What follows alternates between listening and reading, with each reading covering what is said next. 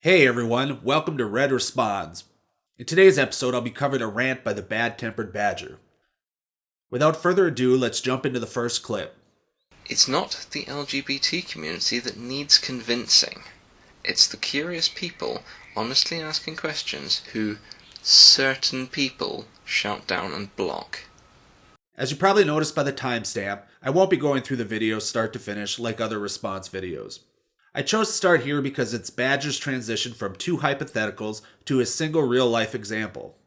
I want you to keep the honestly asking questions bit in the back of your mind as I get into that example.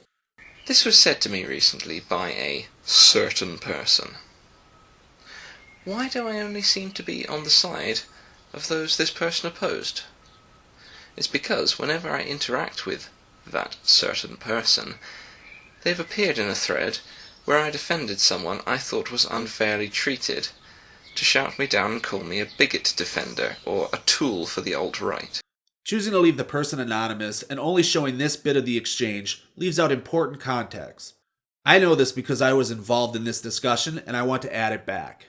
The story here is Thomas is giving a weird defense of Jonathan's behavior by suggesting that Jonathan was only saying bad things as a test to see who was worthy of his financial support. Evans's response that it's still bad with Thomas's defense is when Badger enters the discussion.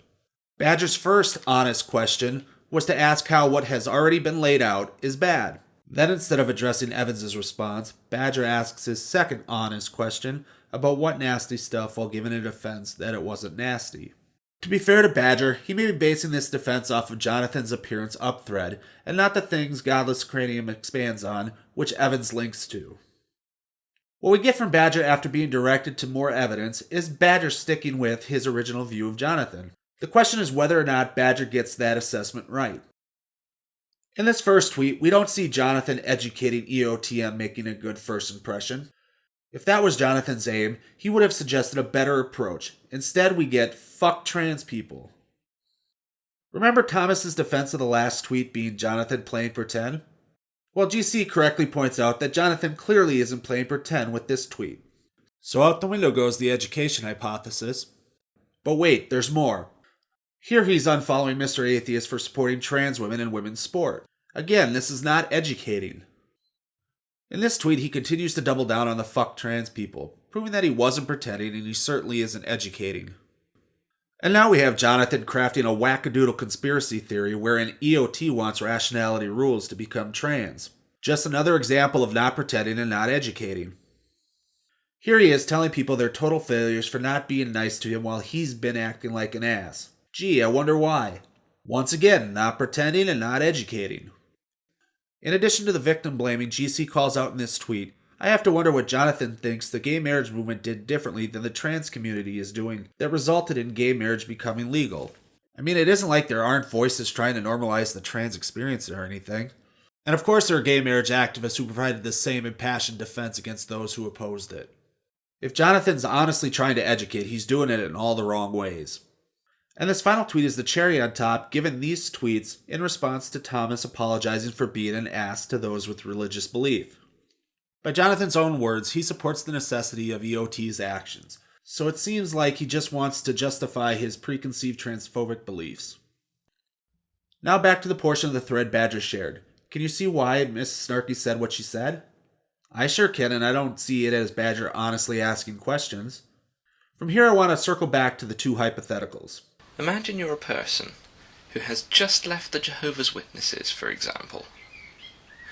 All your family and friends have cut contact with you, and so you reach out to the online atheist community.